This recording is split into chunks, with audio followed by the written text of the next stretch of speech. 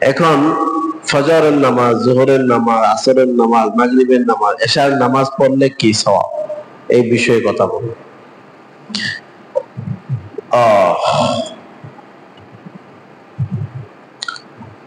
দেখুন, নামাজ হচ্ছে এমন একটি ইবাদত, যে ইবাদতের মধ্যে বান্দা আল্লাহর সাথে গোপনে কথা বলে।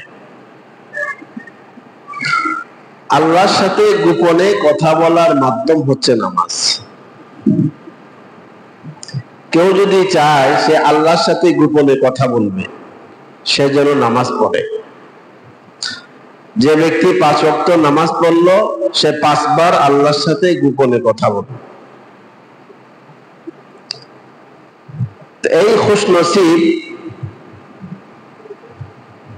এই ফজিলত কাদের জন্য? যারা নামাজ পড়ে তাদের জন্য।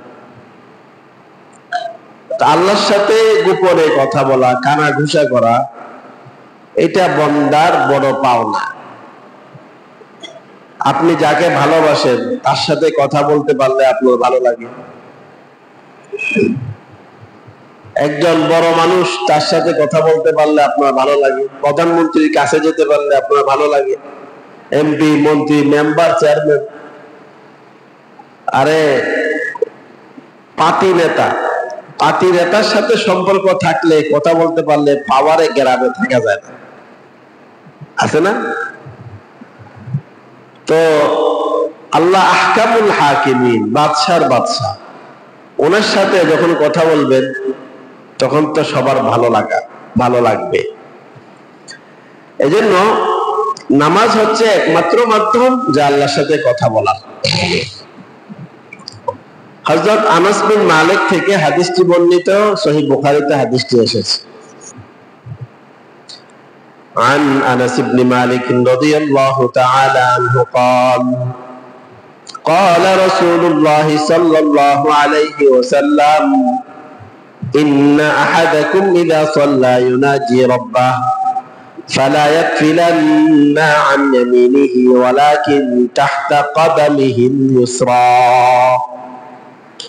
আনাস বিন মালিক রাদিয়াল্লাহু তাআলা আনহু থেকে হাদিসটি বর্ণিত, সহিহ বুখারীতে হাদিসটি এসেছে। রাসূলুল্লাহ সাল্লাল্লাহু আলাইহি ওয়াসাল্লাম ইরশাদ করেন, তোমাদের কেউ যখন নামাজ পড়ে সে আল্লাহর সাথে গোপনে কথা বলে। সুবহানাল্লাহ। যেহেতু বান্দা নামাজকালীন আল্লাহর সাথে গোপনে কথা বলে, সুতরাং যদি নামাজ পড়া অবস্থায় কারো থুতু চলে আসে, সহিহ বুখারীর অন্যান্য রিওয়ায়াতের মাধ্যমে যে কথা বোঝা যায়, নামাজের ভিতরে যদি কারো থুতু চলে আসে সে কি করবে? যেহেতু আল্লাহ তাআলা তার সামনে পশ্চিম দিকে, সুতরাং সে থুতু পশ্চিম দিকে নিক্ষেপ করবে না। কারণ আল্লাহর মুখামুখি সামনে থাকা অবস্থায় কিভাবে সে পশ্চিম দিকে থুতু নিক্ষেপ করবে? ডান পাশেও থুতু নিক্ষেপ করবে না, কারণ ডান পাশে ফেরেশতারা থাকে। যদি নামাজ পড়া অবস্থায় মুখের ভিতর থুতু চলে আসে তখন কি করবে? ওয়ালাকিন আন ইয়াসারিহি ওয়া তাহতা কদামিহি আল-ইসরা। থুতু যদি নিক্ষেপ করতে হয় বাম পাশে নিক্ষেপ করবে অথবা পায়ের নিচে ফেলে দিবে। প্রশ্ন, হুজুর নামাজ পড়া অবস্থায় থুতু সামনে ফেলবে না কেন? আল্লাহর সাথে কথা বলতেছে সামনে। ডানে ফেলবে না কেন? ফেরেশতা আছে। বামে ফেলবে, ফেরেশতা নাই। হুজুর একটা ওয়াজ করে চলে যাচ্ছেন আপনি, প্রশ্ন থাকতে পারে না? বামে ফেলবে, ফেরেশতা নাই। তো যখন বান্দা নামাজে দাঁড়ায় তখন তো তার কোনো গুনাহ হচ্ছে না, সওয়াব হচ্ছে। তো সওয়াব লেখার জন্য ডানে ফেরেশতা থাকে, বামে ফেরেশতা থাকার দরকার না, যেহেতু গুনাহ হচ্ছে না। ফেরেশতা তখন বামে থাকে, বুঝছেন? এজন্য বামে থুতু ফেলার কথা অথবা পায়ের নিচে ফেলার কথা। আরেকটা প্রশ্ন, হাদিসের ভিতরে মাসআলা চলে আসলো না? হুজুর টাইলসওয়ালা মসজিদ, বামে থুতু ফেললে মানুষ তো আছে, টাইলস আছে, কিভাবে ফেলবে? হ্যাঁ, প্রশ্ন জবাব, এই টাইলসওয়ালা মসজিদে ফেলার কথা বলা হয়নি। বামে মানুষ থাকলে মানুষের উপরে ফেলার কথা বলা হয়নি। মসজিদ কাঁচা, বামে ফেলানোর সুযোগ আছে, ফেলে দিবেন। অথবা কাঁচা পায়ের নিচে ফেলানোর কথা আছে, ফেলে দিবেন। মসজিদে নববী যেটা মদিনাতুর রাসূল, ওটা খেজুর গাছের ছাউনি ছিল, নিচে ছিল বালু। সহিহ বুখারী শরীফে হাদিস আসছে, কুকুর এক পাশ দিয়ে ঢুকতো আর এক পাশ দিয়ে বেরিয়ে যেত। মসজিদে নববীর কথা বলছি, মদিনাতুর রাসূল যেটা আজকে আপনি দেখতেছেন আমরা কত সুন্দর। হাদিস গুলা তো তখনকার, তখন বলা হচ্ছে হাদিস। তো বর্তমান যুগে টাইলসওয়ালা মসজিদে কি করবে? থুতু আসলে কাপড়ের কোনায় নিয়ে নেবে। রুমাল থাকলে তো ভালো, রুমাল না থাকলে যে কোনো কাপড়ের কোনায় থুতু নিয়ে নেবে, ফেলে দিবে না। মানুষ আছে, টাইলস আছে, বুঝাইতে পারলাম? প্রশ্ন, হুজুর কেমনে নিবে থুতু? থুতু কি নাপাক? থুতু নাপাক না, এজন্য কাপড়ে নিলে কাপড় কি হবে না? নাপাক হবে না, নামাজ হবে। মাসআলাও বলা হয়ে গেল, ফজিলতের কথাও বলা হয়ে গেল। বুঝতে পারলাম? নাকি এখন বামে ফেলতে বলছে, এবার আপনি বামে ফেলে দিলেন মানুষের উপর। থুতু ফেলতে বলছে, সহিহ বুখারীতে হাদিস, সহিহ বুখারী শরীফে হাদিস আছে বামে থুতু ফেলতে বলছে। এবার মসজিদ কিরকম স্পষ্ট নাই, ফুকাহায়ে কেরাম এগুলো বলছেন। এবার যদি কেউ বলে যে আমি হাদিস সরাসরি হাদিস থেকে শিখবো, ধোঁকা খাবে কিনা? থুতু ফেলতে বলছে, ফেলে দিয়ে বামে। এজন্য জাহেরি হাদিসের উপরে আমল করা যায় না। হাদিসের ব্যাখ্যা মুহাদ্দিসিনে কেরামরা কিরকম দিয়েছেন, ওই ব্যাখ্যা অনুযায়ী আমল করতে হবে। কেউ আছে শুধু বলে যে আমরা হাদিস অনুযায়ী আমল করবো, হাদিস মানবো, এরকম বলে, কিন্তু সে হাদিস অনুযায়ী আমল করতে পারবে না। রাসূল সাল্লাল্লাহু আলাইহি ওয়াসাল্লাম দাঁড়িয়ে পেশাব করেছেন, বুখারী শরীফের হাদিস। বালা নবী সাল্লাল্লাহু আলাইহি ওয়াসাল্লাম কাইমান। এবার যদি কেউ বলে দাঁড়িয়ে পেশাব করবো আমি, আপনারা কি দাঁড়িয়ে পেশাব করেন নাকি বসে পেশাব করেন? এক হ্যাঁ, হাদিস মানি, আহলে হাদিস দাবিদার, সে হাদিস বর্ণনা করতেছে যে দাঁড়িয়ে পেশাব করা সুন্নাত, দাঁড়িয়ে পেশাব করা কি সুন্নাত। তো এক আলেম উপস্থিত ছিল, বলছে দাঁড়িয়ে পেশাব করা যে সুন্নাত, ওইটা পুরুষের জন্য নাকি মহিলার জন্য? এই কথা বলার সাথে সাথে লাজবাব হয়ে গেছে। দাঁড়িয়ে পেশাব করা সুন্নাত কি পুরুষের নাকি মহিলার? এই জন্য হাদিসের জাহেরি দেখলে হবে না, হাদিসের ব্যাখ্যা নিয়ে দেখতে হবে। কথা যখন আসছে বলে ফেলি। সহিহ বুখারীতে আরেকটা হাদিস আছে, হাত্তা ইয়াসমা সাউতান আও ইয়াজিদা রিহান। যাদের সন্দেহ রোগ হয়, তার মনে হয় পেটে কিছু যদি গুড় গুড় করে, মনে হয় তার বায়ু বের হয়ে গেছে, তখন সন্দেহ করে যাতে সে মসজিদ থেকে বের না হয়। কতক্ষণ পর্যন্ত? রাসূল বলছেন হাত্তা ইয়াসমা সাউতান আও ইয়াজিদা রিহান, যতক্ষণ পর্যন্ত সে কোনো আওয়াজ অথবা দুর্গন্ধ না পায়, ততক্ষণ পর্যন্ত সে যেন আমার বায়ু বের হয়ে গেছে এই কথা মনে করে মসজিদ থেকে চলে না যায় ওযু করার জন্য। হাদিসে শব্দ কি আসছে? হাত্তা ইয়াসমা সাউতান, আওয়াজ শোনা, আও রিহান, দুর্গন্ধ অনুভব করা। এখন যদি আপনি বলেন, এটা সহিহ বুখারীর হাদিস, যদি আপনি বলেন এই হাদিস অনুযায়ী আমল করব, কিভাবে? যে আওয়াজ শুনলে ওযু ভাঙবে, অথবা দুর্গন্ধ পেলে ওযু ভাঙবে, না হলে ভাঙবে না, তাহলে আপনি ধোঁকা খাবেন। ধোঁকা কিভাবে খাবেন? একজন মানুষের কানে সমস্যা থাকতে পারে, বদি, তখন সে যদি বায়ু ছাড়ে আওয়াজ শুনবে, অজু ভাঙছে কিনা? ভাঙছে। আরেকজনের আছে নাকে সমস্যা, সে যদি বায়ু ছাড়ে দুর্গন্ধ নাকে পাবে না, অজু ভাঙে নাই? কিন্তু হাদিস দ্বারা বোঝা গেল কি অজু ভাঙবে না। হাত্তা ইসমা সাওতান ওয়া ইয়াজিদ রিহান, সে যতক্ষণ পর্যন্ত আওয়াজ বা দুর্গন্ধ পাবে না ততক্ষণ পর্যন্ত তার ওযু ভাঙে না। এই কথা বোঝা গেছে হাদিস দ্বারা। কিন্তু এই হাদিস দ্বারা আপনি যদি আমল করতে চান জাহিরি ভাবে, আমল করা যাবে? যাবে না। এজন্য মুহাদ্দিসিনে কেরাম এই হাদিসের অর্থ লিখছেন হাত্তা ইয়াতায়াক্কানাল হাদাস, যতক্ষণ পর্যন্ত তার ইয়াকিন হবে না যে আমার বায়ু বের হয়েছে ততক্ষণ পর্যন্ত সে মসজিদ থেকে বের হবে না, ওযু ভাঙবে না। এখান থেকেই ফুকাহায়ে কেরাম কায়দা নিয়ম বানাইছেন, আল ইয়াকিনু লা ইয়াজুলু বিশাক্কি। এই হাদিস থেকে ইয়াকিনি জিনিস সন্দেহের মাধ্যমে দূরীভূত হয় না, জায়েল হয় না। এই হাদিস দ্বারা কায়দা বানাইছেন। এটা একটা কায়দা, মূলনীতি, ফিকহ। ইয়াকিনি জিনিস সন্দেহের মাধ্যমে জায়েল হয় না, দূর হয় না। মনে করেন আপনি জুমার নামাজ পড়ার জন্য আসছেন, আপনার কি আছে? ওযু আছে। ওযু করে আসছেন না? ওযু আছে। এবার জুমার নামাজের পরে আপনি কোরআন মজিদ তেলাওয়াত করতে চান, বাসায় গিয়ে কোরআন মজিদ তেলাওয়াত করতে চান, বা বাসায় গিয়ে আপনি 2 রাকাত সুন্নাত পড়তে চান। এখন আপনার সন্দেহ হচ্ছে যে আমার ওযু আছে কি নাই।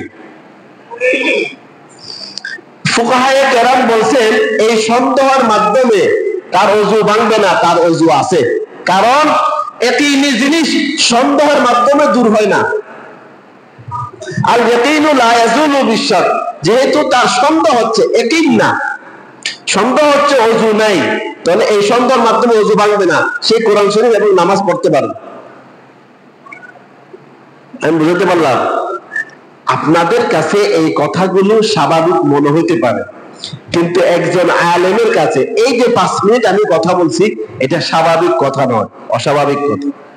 কারণ একটা হাদিস থেকে একটা কায়দা বের করা হয়েছে, ওটার উপরে একটা মাসআলা বলা হয়েছে, এটা সহজ কথা নয়। কথা আরেক দিকে চলে গেছে, ওটা বলা মাকসাদ ছিল না। আমরা বলতে চেয়েছিলাম জাহেরি হাদিসের উপরে আমল করা যাবে না, ব্যাখ্যা সহকারে আমল করতে হবে।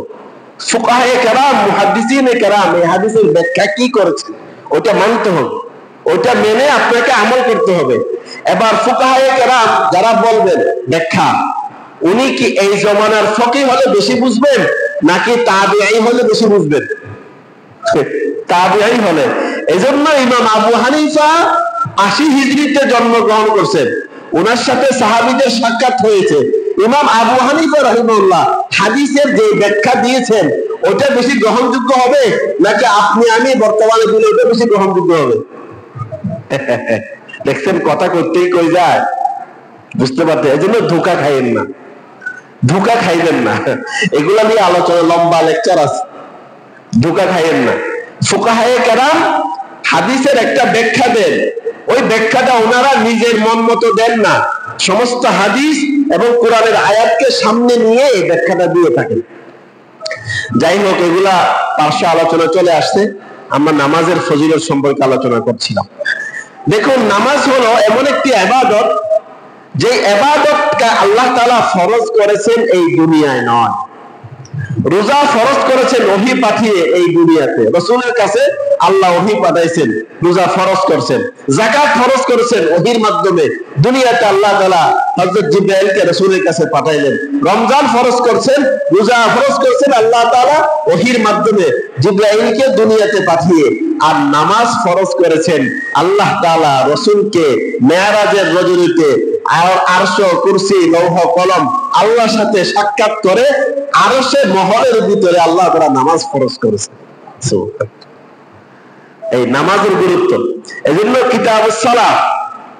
কিতাবুস সালাহ নামাজ অধ্যায়ে সহিহ বুখারীতে যে প্রথম যে হাদিস মেরাজের রজনীতে লম্বা হাদিস আসছে, সেখানে আল্লাহ রাসূল সাল্লাল্লাহু আলাইহি ওয়াসাল্লাম আল্লাহর সাথে সাক্ষাৎ করেছেন, ফেরেশতাদের সাথে নবীগণের সাথে মুলাকাত হয়েছে।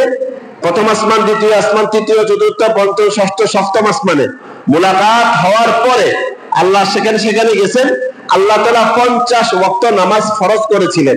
ওই 50 ওয়াক্ত নামাজকে ফরজ করার পরে রাসূল সাল্লাল্লাহু আলাইহি ওয়াসাল্লাম ফিরছিলেন, হযরত মুসা আলাইহিস সালাতু ওয়াস সালামের সাথে সাক্ষাৎ। হযরত মুসা আলাইহিস সালাম বললেন, আপনাকে আল্লাহ তাআলা কি দিয়েছেন? বলছেন নামাজ। তো কয় ওয়াক্ত নামাজ? 50 ওয়াক্ত নামাজ। তো আপনি লা তুতিউ উম্মাতুক, আপনার উম্মত 50 ওয়াক্ত নামাজ পড়তে পারবে না, আপনি আবার যান আল্লাহর কাছে, গিয়ে কমান। আবার গেছেন, 5 ওয়াক্ত কমাইলেন, নিয়ে আসলেন 45-এ। আবার মুসা আলাইহিস সালাম সাক্ষাৎ, বললেন যে কি কয় রাকাত কমাইছে? 5। বা পারবে না, আরো কমান। এরকম যাইতে আসতে কমাইতে 5-এ আসছে, 5 ওয়াক্ত। হযরত মুসা আলাইহিস সালামের কাছে আসার পরে জিজ্ঞেস করলেন হযরত মুসা যে কয় ওয়াক্ত নামাজ? 5 ওয়াক্ত। আপনার উম্মত এই 5 ওয়াক্ত নামাজও পড়তে পারবে না। আমি বনি ইসরাইলকে অনেক যাচাই বাছাই করছি, তারা এগুলা আমল করতে পারে নাই। আপনার উম্মত তো জয়ীফ, দুর্বল, তারা পারবে না, আপনি আবার যান। হযরত রাসূল করিম বলেন, ইস্তাহইয়াইতু মির রাব্বি, আমি শরম অনুভব হচ্ছে যে আমি 5 ওয়াক্ত নামাজ থেকে উম্মতের জন্য আরো কমাবো। এজন্য আর রাসূল যান নাই। আল্লাহ তাআলা ওহী পাঠাইলেন যে হে মুহাম্মদুর রাসূলুল্লাহ, আমার হাবিব, এই 5 ওয়াক্ত নামাজ যদি আপনার উম্মত পড়ে 50 ওয়াক্ত নামাজের সওয়াব দান করা হবে। হাদা খামসুন বিখামসিনা, বুখারী শরীফের হাদিস, তিরমিজি শরীফের হাদিস আছে। 5 ওয়াক্ত নামাজ যদি কেউ পড়ে 50 ওয়াক্ত নামাজের সওয়াব দান করা। সুবহানাল্লাহ। এই উম্মতের এটা ফজিলত, বৈশিষ্ট্য। এজন্য বলছিলাম আজকে আলোচনা করব এই 5 ওয়াক্ত নামাজের কি ফজিলত। তার মধ্যে প্রথম নামাজ কি? ফজর। প্রথম নামাজ কি? ফজর। ফজর নামাজের কি ফজিলত? হযরত জারীর বিন আব্দুল্লাহ থেকে হাদিসটি বর্ণিত, সহিহ বুখারীতে হাদিসটি এসেছে। عن جرير رضي الله تعالى عنه قال كنا عند النبي صلى الله عليه وسلم فنظر إلى القمر ليلة يعني البدر فقال إنكم سترون ربكم كما ترون هذا القمر لا تضامون في رؤيته فإن استطعتم أن لا تغلبوا على صلاة قبل طلوع الشمس وقبل غروبها ثم قرأ فسبح بحمد ربك قبل طلوع الشمس وقبل الغروب। হযরত জারীর রাদিয়াল্লাহু তাআলা আনহু থেকে হাদিসটি বর্ণিত, সহিহ বুখারীতে হাদিসটি এসেছে। হযরত জারীর বলেন, আমরা রাসূলুল্লাহ সাল্লাল্লাহু আলাইহি ওয়াসাল্লামের দরবারে উপস্থিত ছিলাম। ফানাযারা ইলাল কমারি লাইলাতান ইয়ানি আল বাদরা, পূর্ণিমার রাতে আল্লাহর রাসূল চাঁদের দিকে তাকালেন। ফাকালা ইন্নাকুম সাতারাউনা রাব্বাকুম কামা তারাউনা হাযাল কমার, সাহাবীরা রে শুনো, এই পূর্ণিমার রাতে তোমরা যেভাবে চাঁদ দেখতে পাচ্ছ, কিয়ামতের মাঠে স্পষ্ট ভাবে তোমরা আল্লাহ তাআলাকেও দেখতে পাবে। সুবহানাল্লাহ। মুসলমান ভাইরা আমার, লক্ষ্য করুন, আল্লাহর রাসূল সাল্লাল্লাহু আলাইহি ওয়াসাল্লাম সাহাবীদেরকে বলছেন, সাহাবীরা লা তুদাম্মুনা ফি রুয়াতিহি, চাঁদ দেখার ক্ষেত্রে যেভাবে তোমরা কোনো ভিড়ের সম্মুখীন হও না, স্পষ্ট ভাবে দেখতে পাও, কিয়ামতের মাঠে তোমরা আল্লাহ তাআলাকে স্পষ্ট ভাবে দেখতে পাবে। পৃথিবীতে আমরা জানি মানুষ কত সুন্দর, এক একজন মানুষের দিকে তাকাইলে চোখ ঘুরে যায়। পৃথিবীর অনেক দৃশ্য আছে খুবই সুন্দর, দেখতে শুধু মন চায়। বিভিন্ন জায়গায় দৌড়াদৌড়ি করে সফর করি। পৃথিবীর মাখলুক যদি এত সুন্দর হয়, আমার আল্লাহ কতই না সুন্দর। সুবহানাল্লাহ। আল্লাহ তাআলাকে দেখার জন্য আল্লাহর রাসূল একটা আমল বললেন। কি সেই আমল? আল্লাহর রাসূল বলেন, فإن استطعتم ألا تغلبوا على صلاة قبل طلوع الشمس وقبل غروبها, তোমরা যদি শয়তানের ধোঁকা মুক্ত হয়ে ফজর এবং আসরের নামাজ পড়ো, আল্লাহ তাআলার দিদার কিয়ামতের দিন নসিব হয়ে যাবে। সুবহানাল্লাহ। তাহলে ফজর নামাজের ফজিলত, সাথে আসরের নামাজের ফজিলতের কথা চলে আসলো। মাকসাদ আমার ফজরের নামাজ বলা, সাথে অন্যান্য নামাজ চলে আসলে আবার যখন অন্যান্য নামাজের ফজিলতের কথা বলবো তখন এগুলাকে একটু মাইনাস করব, যেহেতু হাদিসে দুইটা কথা একসাথে চলে আসে। এখানে ফজর এবং আসরের নামাজের ফজিলতের কথা চলে আসলো। যে ব্যক্তি ফজর এবং আসরের নামাজ পড়বে তার সাথে আল্লাহ তাআলার দিদার নসিব হবে। সুবহানাল্লাহ, আল্লাহকে দেখতে পারবে। ফজরের নামাজে মুনাফিকরা হাজির হতে পারে না, এশারের নামাজে মুনাফিকরা আসতে পারে না। মুসলমান ভাইয়েরা আমার, যদি আপনি চান আপনার মেয়েকে বিয়ে দিবেন ভালো একজন মানুষের কাছে, আমরা অনেক জায়গায় খুঁজি ভালো একজন ছেলে, খুঁজি মেয়েকে বিয়ে দেওয়ার জন্য, নিজের ভাতিজিকে বিয়ে দেওয়ার জন্য পাই না। আমি আপনাদেরকে ভালো পুরুষ দেখানোর একটা ব্যবস্থা করে দেই। আপনি যে এলাকা থেকে বিয়ে আনতে চান ওই এলাকাতে ফজরের নামাজ পড়বেন।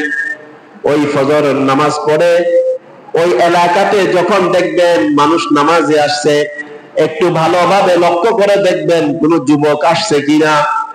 যদি ওই এলাকাতে ফজরের নামাজ পড়ার জন্য কোন একজন যুবক আছে, টকবগে যুবক, চাইলে সে এখন ঘুমিয়ে থাকতে পারতো, তাহলে আপনি নিশ্চিন্ত ভাবে ওই যুবকের কাছে আপনার মেয়েকে বিয়ে দিতে পারবেন। এটা হচ্ছে ভালো জামাই খোঁজার পদ্ধতি। আপনি যদি এমনি ভালো জামাই খুঁজেন পাইবেন না। যে ব্যক্তি ফজরের নামাজে হাজির হয় সে মুনাফিক না, আর যে ব্যক্তি ফজরের নামাজে হাজির হতে পারে না তার ভিতরে নেফাকি আছে, মুনাফিকি আছে। লা ইয়াতাখাল্লাফু ইল্লা মুনাফিক। আল্লাহর রাসূল বলেন, রাসূল সাল্লাল্লাহু আলাইহি ওয়াসাল্লামের জামানাতে রাসূল নামাজ পড়ে এদিকে তাকাইতেন, ডানে বামে দেখতেন, দেখার পরে অমুক কেন আসে নাই, অমুক কেন আসে নাই জিজ্ঞেস করতেন। তখন যারা নামাজের ভিতরে গায়েব থাকতো, অনুপস্থিত থাকতো, খুঁজে খুঁজে দেখা হতো ওরা হচ্ছে মুনাফিক। এই জন্য এশারের নামাজ এবং ফজরের নামাজ যারা ছাড়ে, সে যতই বলুক আমি ভালো মানুষ, আল্লাহর রাসূল বলেন তার ভিতরে নেফাকি আছে। আপনি যদি ভালো মানুষ খুঁজতে চান, যুবক বিয়ে দেওয়ার জন্য ওই সমস্ত যুবককে খুঁজেন।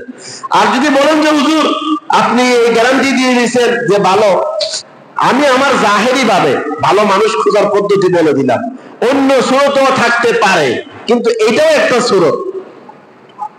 ভালো মানুষ ভালো জামাই খোঁজার এটা একটা কি সুরত। আপনি যে এলাকাতে বিয়ে করাইতেছেন, আপনার মেয়েকে বিয়ে দিতে চান, ওই এলাকাতে ফজর নামাজ পড়বেন। অন্য দিক দিয়ে ভালো পুরুষ পাওয়া যায়। এজন্য ফজর এবং আসরের নামাজ দেখেন, ফজর নামাজ হচ্ছে ঘুমের সময়, তখন মানুষ ঘুমাইতে ভালো লাগে, ঘুম থেকে উঠতে মন চায় না। শয়তান বলে আলাইকা লাইলুন তাবিল, আলাইকা লাইলুন তাবিল, আলাইকা লাইলুন তাবিল। ছোট বাচ্চাদেরকে যেভাবে দুলনাতে এরকম হাত দিয়ে দিয়ে ঘুম পাড়ায়, ফজরের আজান যখন হয় শেষ রাত্রে শয়তান আসে, এসে বলে আলাইকা লাইলুন তাবিল, এখানে অনেক সময় আছে, অনেক সময় আছে, মাত্র তো আজান দিল, আরো সময় আছে, আরো সময় আছে, ঘুমাও ঘুমাও। এই ঘুমাইতে ঘুমাইতে কতক্ষণ পরে সূর্য উদিত হয়ে গেছে, শয়তান খুশি। এই ফজর নামাজের সময় ঘুম বেশি লাগে, শয়তানে ঘুম লাগাই দেয়। এজন্য আজান দেওয়ার সাথে সাথে উঠে যাবেন, আজান দেওয়ার সাথে সাথে উঠে যাবেন। যেই জাতি ফজরের আজানের সাথে সাথে উঠে ফজরের নামাজ পড়ে ব্যবসায় লেগে যাবে, ওই জাতির ব্যবসাতে আল্লাহ তাআলা বরকত দিবেন। আপনি আমার এই কথার উপরে যদি একমত হন, আপনি এক বছরের মাথায় পুরো বাংলাদেশের হালত পরিবর্তন করতে পারবেন। আপনি ফজরের পর থেকে কাজে লাগেন, ব্যবসা বাণিজ্য গুলো ফজরের পর থেকে কাজে লাগাই দেন, এবং বাজার হাট যেগুলো আছে সবগুলো ফজরের পরে থেকে কামে লাগাই দেন। ফজরের পর থেকে যে যারা কাজ করে তাদের কাজে শক্তি থাকে। আপনারা যারা কাজ করেন, গার্মেন্টসে যারা কাজ করেন, অফিসে যারা কাজ করেন, দেখবেন জোহরের আগ পর্যন্ত ওই কাজটা ভালোভাবে করা হয়। জোহরের পর থেকেই কাজে একটু একটু অলসতা আসে কিনা? ক্বালা রাসূলুল্লাহ সাল্লাল্লাহু আলাইহি ওয়াসাল্লাম, আল্লাহর রাসূল বলেছেন, আল্লাহুম্মা বারিক লি উম্মতি ফি বুকুরিহা, আল্লাহ আপনি আমার উম্মতের ফজরের ভিতরে বরকত দান করেন। সুবহানাল্লাহ। আল্লাহ রাসূল যে দোয়া করছেন ওই দোয়া কবুল হয় না? কবুল হয়ে গেছে। এজন্য ফজরের পরে বরকত আছে। আপনি ফজরের পরে ব্যবসায় লাগবেন, আপনার ব্যবসায় বরকত হবে। ফজরের পরে কাজ করবেন, কাজে বরকত হবে। এখনো তো গ্রামগঞ্জে অনেক জায়গা আছে যেখানে দেখবেন ভোর সকালে আযানের সাথে সাথে হাল করার জন্য, হাল চাষ করার জন্য নাঙ্গল কাঁধে নিয়ে দুটা গরু নিয়ে এখনো অনেক গ্রাম আছে ফজর ওয়াক্তে বের হয়ে যায়, আছে না নাই?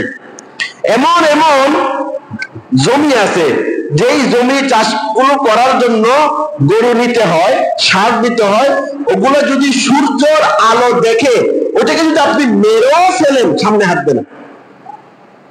আপনারা জানেন এমন জমিনের কথা জানেন? আমাদের ওদিকে আছে, ওগুলা পানি জাতীয় জমি, কাদা বেশি হয়। ওই জমিগুলোতে চাষ করার জন্য গরু এগুলা সূর্য ওঠার আগে নিতে হবে। যদি সূর্য ওঠার পরে নেন, গরুকে আপনি মেরে ফেললো এক কাক দিবে না। এজন্য দেখবেন আগের জমানাতে মুরব্বীরা সবসময় কাজ করতেন সকালে। এখনো যারা সকালে কাজ করবে তাদের কাজে বরকত হবে। এজন্য মুসলমান ভাইয়েরা আমার, আপনি চীনে যান, চীন যাওয়ার দরকার নেই, বাংলাদেশেই দেখেন। এই যে আপনারা যারা গার্মেন্টস করেন, যারা অফিস আদালতে যান, ভোর সকালে যায় না? কেন যায়? এইটা ওরা বের করছে তো খুঁজে, যে তখন কাজ সারা রাত্রে ঘুমাইছে, প্রফুল্লতা আসছে, ফজরের পরে কাজে শক্তি থাকে। এজন্য মুসলমান ভাইয়ের আমার, ফজরের নামাজে উপস্থিত থাকবেন। ফজরের নামাজে যদি কেউ উপস্থিত না থাকে মুনাফিকের আলামত। এশারের নামাজে উপস্থিত থাকবেন, এশারের নামাজে যদি কেউ উপস্থিত না থাকে সেও মুনাফিকের আলামত। আল্লাহর রাসূল সাল্লাল্লাহু আলাইহি ওয়াসাল্লাম বলেন, যে ব্যক্তি ফজরের নামাজ পড়বে, যে ব্যক্তি আসরের নামাজ পড়বে, তাদের নামাজের কথা ফেরেশতারা আল্লাহর দরবারে গিয়ে সাক্ষ্য দিবে। সুবহানাল্লাহ। এরপরে যে হাদিসটা বলতে যাচ্ছি সেটা হচ্ছে এই হাদিস। ফেরেশতারা হচ্ছে নেক মাখলুক, ওরা যেখানে সেখানে যায় না। ফেরেশতাদের কোনো পাপ আছে? নিষ্পাপ, মাখলুক নিষ্পাপ। লা ইউযাক্কারু ওয়া লা ইউআন্নাস। ফেরেশতা পুরুষও নয়, মহিলাও নয়। ফেরেশতা বিয়েও করে না, শাদীও করে না। ফেরেশতাদের ছেলে পেলেও নাই। ফেরেশতারা আল্লাহ যা বলেন তাই করে। কোন কোন ফেরেশতাকে আল্লাহ বলছে সুবহানাল্লাহ বলার জন্য, দুনিয়া যখন হয়েছে এরপর থেকে নিয়ে কিয়ামতের আগ পর্যন্ত সুবহানাল্লাহ সুবহানাল্লাহ জপতে থাকবে। আল্লাহ যা বলেন তা করে। নেক মাখলুক। ফেরেশতারা সব জায়গায় উপস্থিত হয় না, যারা রহমতের ফেরেশতা, কিন্তু দুইটা নামাজে ফেরেশতারা উপস্থিত হয়। কয়টা নামাজে? দুইটা নামাজে। ওই দুইটা নামাজ কি ইতিপূর্বে বলেছিলাম, সহিহ বুখারীতে হাদিস। قال رسول الله صلى الله عليه وسلم يتعاقبون فيكم ملائكة بالليل وملائكة بالنهار ويجتمعون في صلاة العشاء والفجر في صلاة العصر في صلاة الفجر والعصر। ফেরেশতারা রাত পালাক্রমে তোমাদের কাছে আসে। ويجتمعون في صلاة الفجر والعصر। ফজরের নামাজ এবং আসরের নামাজে ফেরেশতারা একত্র হয়। ثم يعرج الذين باتوا فيكم। রাতে যারা ছিল তারা আল্লাহর কাছে যায়। فيسألهم ربهم كيف تركتم عبادي। ওই ফেরেশতাকে আল্লাহ জিজ্ঞেস করেন, হে ফেরেশতারা, তোমরা আমার বান্দাদেরকে কিভাবে রেখে এসেছো, কোন অবস্থায় রেখে এসেছো? আল্লাহ তো সবকিছু ভালো জানেন। ফেরেশতাদেরকে জিজ্ঞেস করার কারণ হলো তাদেরকে সাক্ষী বানানো। আল্লাহ তাআলা যখন জিজ্ঞেস করবেন, ফেরেশতারা বলবেন, তারাকনাহুম ওয়া হুম ইউসাল্লুন ওয়া আতাইনাহুম ওয়া হুম ইউসাল্লুন। ওগো আল্লাহ, আমরা যখন তাদেরকে রেখে আসলাম, আসরের নামাজে রেখে আসছি। ওগো আল্লাহ, আমরা যখন তাদের কাছে যাই, ফজরের নামাজে তাদেরকে গিয়ে পাই। সুবহানাল্লাহ। এই যে ফজরের নামাজ আর কি আসরের নামাজ। যেহেতু ফেরেশতাদের অদল বদল হয়, পরিবর্তন হয়, তখন ওই ওয়াক্ত যে নামাজ পড়বে ওই নামাজের কথা গিয়ে আল্লাহকে সাক্ষী দিয়ে বলে। এজন্য ফজর এবং কি আসর, আসরের নামাজকে গুরুত্ব দেওয়ার কারণ হচ্ছে আসরের নামাজের সময় ব্যবসা বাড়ে। কি বাড়ে? ব্যবসার গরম বাড়ে আসরের সময়, এজন্য আসরের গুরুত্ব। কোরআন শরীফে আসছে, আল্লাহ তাআলা বলেন হাফিজু আলাস সালাওয়াতি ওয়াস সালাতিল ওয়ুসতা, তোমরা আসরের নামাজের প্রতি যত্নবান হও। আসরের নামাজের ঝামেলা, বাড়ি ঘরেও ঝামেলা হয়। মহিলারা আসরের নামাজের সময় ওদের কাজ বাড়ে, ওই গরু ছাগল এগুলাকে বাঁধতে হয়, মুরগি টুরগিকে ঢোকাইতে হয়, তারপরে ছেলে পেলেকে ধোয়াইতে হয়, রান্না বান্না আটাইতে হয়, এই ঝামেলা বাড়ে। তখন নামাজের প্রতি যত্নবান হওয়া। দেখেন, যেই নামাজের প্রতি মানুষের গাফলতি হবে বেশি, ওই নামাজ সম্পর্কে হাদিস বেশি আসছে। এজন্য আসরের নামাজ, ফজরের নামাজ, এশার নামাজ, ফজর, আসর, এশা, এই তিন ওয়াক্তের ফজিলত সম্পর্কে হাদিস ভরপুর। যোহর আর মাগরিব সম্পর্কে হাদিস কম। কারণ দেখবেন যে আপনি মাগরিব ওয়াক্তে মুসল্লি অনেক বেশি দেখা যায়, যোহরের নামাজের সময় দেখা যায় মুসল্লি আছে। যারা গার্মেন্টসে যায় বা কাজ করে তারা হতে পারে না, কিন্তু অন্য অন্য মসজিদে দেখা যায়, যোহরের নামাজেও দেখা যায় মানুষ দেখা যায়, কিন্তু ফজরের নামাজে একদম কম দেখা যায়। এজন্য ফজর এবং আসর, এশা এগুলোর প্রতি গুরুত্ব আরোপ করে আল্লাহ রাসূল হাদিস বেশি বলেছেন। আল্লাহু আকবার। ফজরের নামাজ যদি কেউ পড়ে তার কি ফজিলত? তিরমিজি শরীফের হাদিস, যদি কেউ ফজরের নামাজ পড়ে, আল্লাহ রাসূল সাল্লাল্লাহু আলাইহি ওয়াসাল্লাম বলেন, قال رسول الله صلى الله عليه وسلم من صلى الصبح فهو في ذمة الله فلا تخفر الله في ذمته। আল্লাহ রাসূল সাল্লাল্লাহু আলাইহি ওয়াসাল্লাম বলেন, যে ব্যক্তি ফজরের নামাজ পড়ল সে আল্লাহ তাআলার হেফাজতের ভিতরে চলে গেল। সুবহানাল্লাহ। আল্লাহ তাআলার হেফাজতে থাকবেন ফজর নামাজ পড়লে। আর যদি হেফাজতে না, আল্লাহ তাআলার হেফাজতে যদি কেউ থাকে, তখন যদি তার মৃত্যু হয়, কে হেফাজত করবেন? আল্লাহ। আপনি ফজর নামাজ পড়ছেন, আল্লাহর হেফাজতের ভিতরে ঢুকলেন, তখন যদি আপনার মৃত্যুও হয়ে যায়, আল্লাহ তাআলার হেফাজতে থাকলেন, হেফাজতে থেকে মৃত্যুবরণ করলেন। আর যদি কেউ ফজর নামাজ না পড়লো, তাহলে তার সকালের তো গলত। ফজর নামাজ না পড়ে যখন বের হলো, আল্লাহ তাআলার হেফাজত থেকে বের হয়ে গেছে। আল্লাহ তাআলার হেফাজত থেকে যখন বের হয়ে গেছে, তখন যদি সে মৃত্যুবরণ করে, তা আল্লাহ তাআলার হেফাজতের বাইরে সে মৃত্যুবরণ করলো। এজন্য মুসলমান ভাই, ফজরত নামাজ পড়ার চেষ্টা করবেন। ফজরের নামাজ যদি কেউ পড়বে, তাহলে আল্লাহ তাআলার হেফাজতে থাকবে। আরেক হাদিসে, সহিহ বুখারীতে হাদিস আছে, যে ফজরের নামাজ এবং আসরের নামাজ পড়বে, তার দুইটা ফজিলতের কথা আসছে। قال رسول الله صلى الله عليه وسلم, আল্লাহর রাসূল সাল্লাল্লাহু আলাইহি ওয়াসাল্লাম বলেন, লা ইয়ালিজান নার মান সাল্লা ক্বাবলা তুলুইশ শামসি ওয়া ক্বাবলা গুরুবিহা। যে ব্যক্তি ফজরের নামাজ এবং আসরের নামাজ পড়বে, আল্লাহ তাআলা তাকে জাহান্নামে দিবেন না। সে জাহান্নাম থেকে মুক্ত। সে কি জাহান্নাম থেকে মুক্ত? এই হাদিসে জাহান্নাম থেকে মুক্তির কথা বলা হচ্ছে। আরেক হাদিসে কি বলছে? সহিহ বুখারীর হাদিস, قال رسول الله صلى الله عليه وسلم, আল্লাহর রাসূল সাল্লাল্লাহু আলাইহি ওয়াসাল্লাম বললেন, মান সাল্লাল বারদাইনি দাখালাল জান্নাহ। যে ব্যক্তি ফজরের নামাজ পড়লো, যে ব্যক্তি আসরের নামাজ পড়লো, সে সরাসরি জান্নাতে প্রবেশ করবে। সুবহানাল্লাহ। একদিকে জাহান্নাম থেকে মুক্তির কথা বলছেন, আরেক হাদিসে জাহান্নাম থেকে মুক্তি মানে জান্নাতে প্রবেশ করা। ওই কথাও আল্লাহ রাসূল স্পষ্টভাবে বলে দিচ্ছেন। এখন ফজর আর আসর মধ্যখানে এশার কথাও চলে আসবে। যে ব্যক্তি ফজরের নামাজ পড়বে, যে ব্যক্তি এশারের নামাজ পড়বে, মুসলমান ভাইয়েরা আমার, আমরা দুর্বল মানুষ, সারা রাত জেগে নামাজ পড়ার সক্ষমতা আমাদের নেই। আছে? সারা রাত্র তাহাজ্জুদ নামাজ পড়তে পারবো আমরা? পারবো না। অর্ধেক রাত পারবো? পারবো না। তাহাজ্জুদ পড়ার ক্ষমতা আমাদের নাই। ইল্লা মাশাআল্লাহ, কিছু আল্লাহর বান্দা আছে যারা তাহাজ্জুদের নামাজ পড়ার তৌফিক হয়, কিন্তু সারা রাত কেউ তাহাজ্জুদ পড়তে পারবে?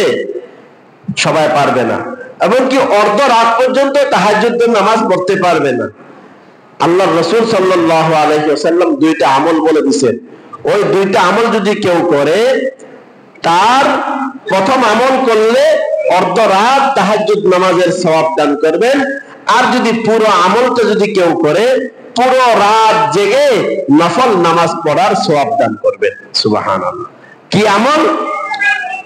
আমল হলো قال رسول الله صلى الله عليه وسلم, আল্লাহর রাসূল সাল্লাল্লাহু আলাইহি ওয়াসাল্লাম বলেন, মান শাহিদাল ইশা ফি জামাআতিন কানা লাহু কিয়ামু নিসফি লাইলাতিন, যে ব্যক্তি এশারের নামাজ জামাত সহকারে আদায় করবে। কি সহকারে?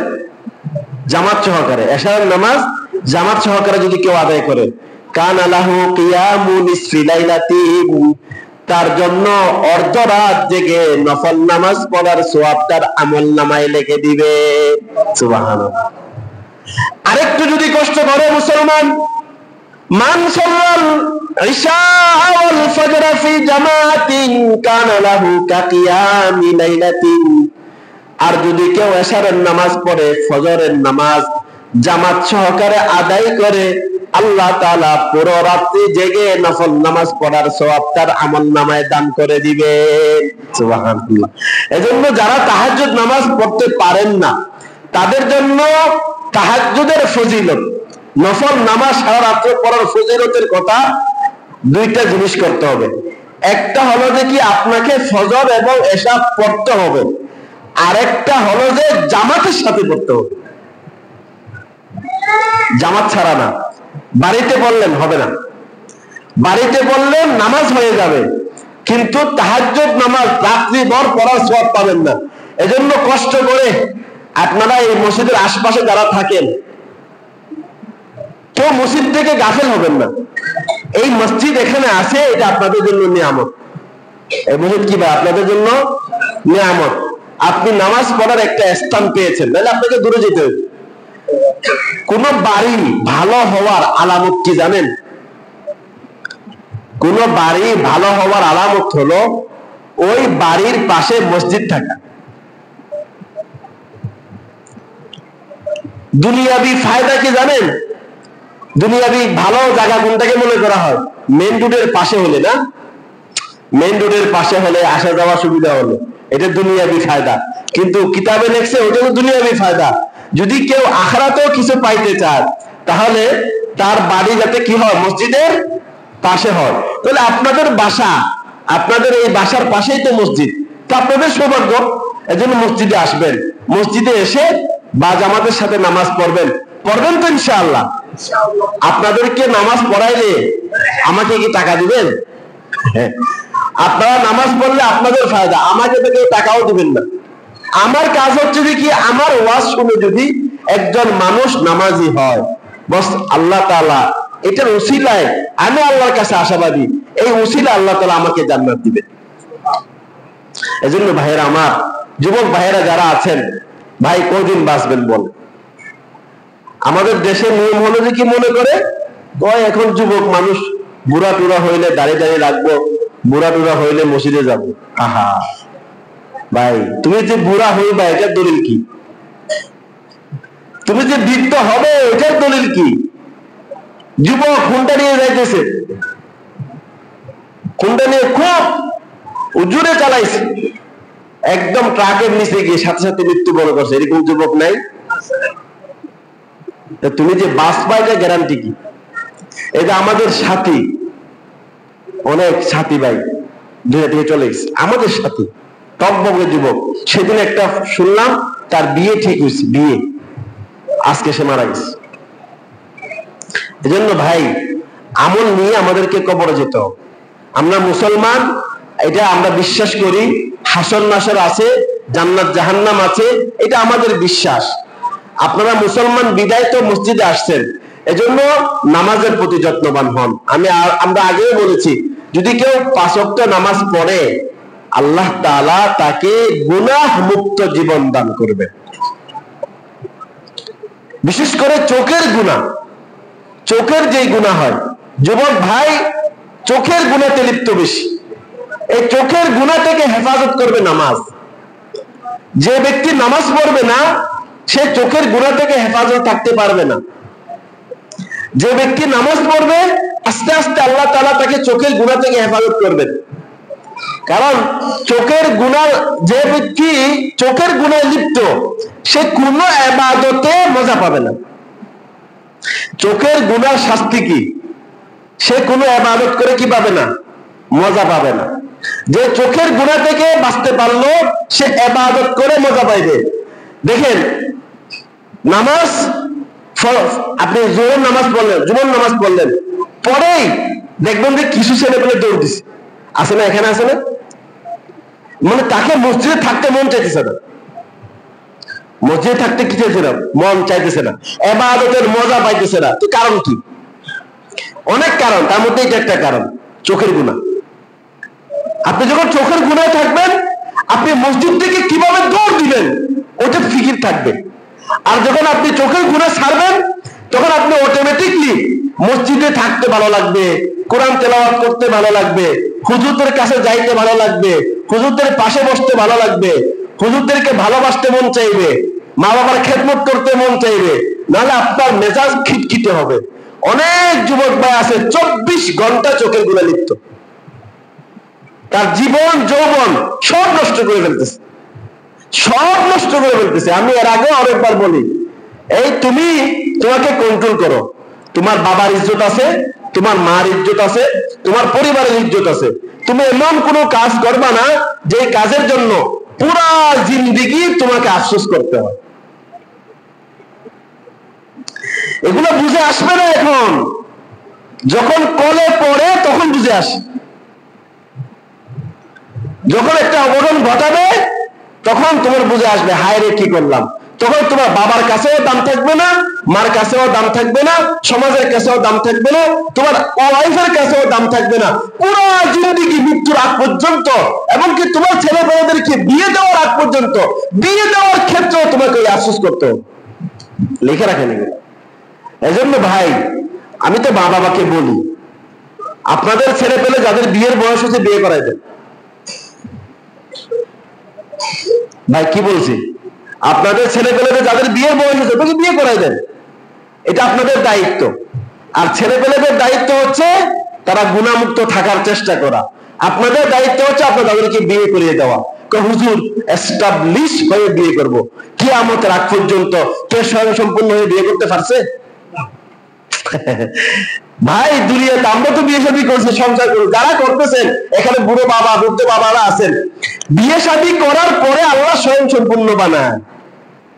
তুমি স্বয়ং সম্পূর্ণ হয়ে বিয়ে শাদী করবা, এটার আগে পারবা না। এই জন্য দেখবেন যে অধিকাংশ বিয়ে হয় একটু কাজ বাকি আছে, ঘরের কাজ, একটু একটু কাজ বাকি আছে, এই কাজ। কোনদিন কোনো বিয়ে স্বয়ং সম্পূর্ণ ভাবে সবকিছু কইরা হয় না। এই জন্য ভাইয়েরা আমার, গুনাহমুক্ত হায়াত যদি চান তাহলে মা বাবার দায়িত্ব সঠিক সময়ে ছেলে পেলেদেরকে বিয়ে শাদী করিয়ে দেওয়া, আর ছেলে পেলেদের দায়িত্ব নিজেকে কন্ট্রোল করা। তুমি নিজেকে কন্ট্রোল করো, ওই মোবাইল নিয়ে খালি দৌড়াদৌড়ি, ওর সাথে চ্যাটিং করা, ওর সাথে চ্যাটিং করা।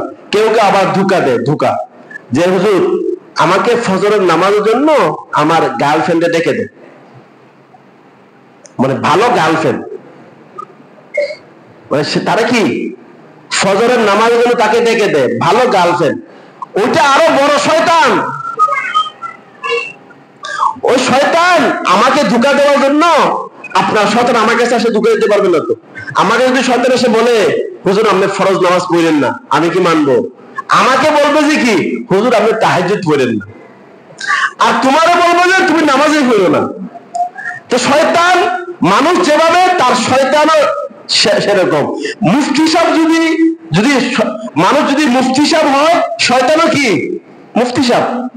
তোমারও ধোঁকা দেওয়ার জন্য ওই তরিকা দিতে হচ্ছে তার, যে তোমাকে ধোঁকা কেমনে দিবে, তুমি একটু নামাজ কালাম পড়ো, এজন্য তোমাকে এটা বলবে যে হুজুর আমার গার্লফ্রেন্ড আমাকে নামাজ কত ভালো। সে যদি ভালো চাইতো যে মা বাবারাও জানতো, তোমার সাথে সম্পর্ক করলে কেমনে? যে সম্পর্কটা মা বাবা জানে না, লুকোচুরি, এত 12টা বাজে 1টা বাজে কথা বলো, সে ভালো হয় কিভাবে? এজন্য যুবক ভাই খুব হুঁশিয়ার, খুব হুঁশিয়ার। আমাদেরকে আল্লাহ তাআলা সঠিক বুঝ দান করুন, সবাই বলে আমিন। অল্প স্বল্প নামাজ নিয়ে আলোচনা করলাম, ফজর এবং এশা আসর নামাজের ফজিলতের কথা চলে আসে। সামনে আরো কয়েক সপ্তাহ নামাজের আলোচনা শেষ করে তারপর অন্য আলোচনা নিব। আজকে এতটুকু পর্যন্ত থাকুক। আজকে যদি কারো কোনো প্রশ্ন থাকে নামাজ সংক্রান্ত বলতে পারে, আমরা 5 মিনিট সময় দিব।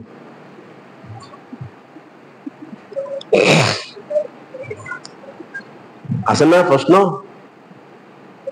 আপনার আছে, বলেন ভাই।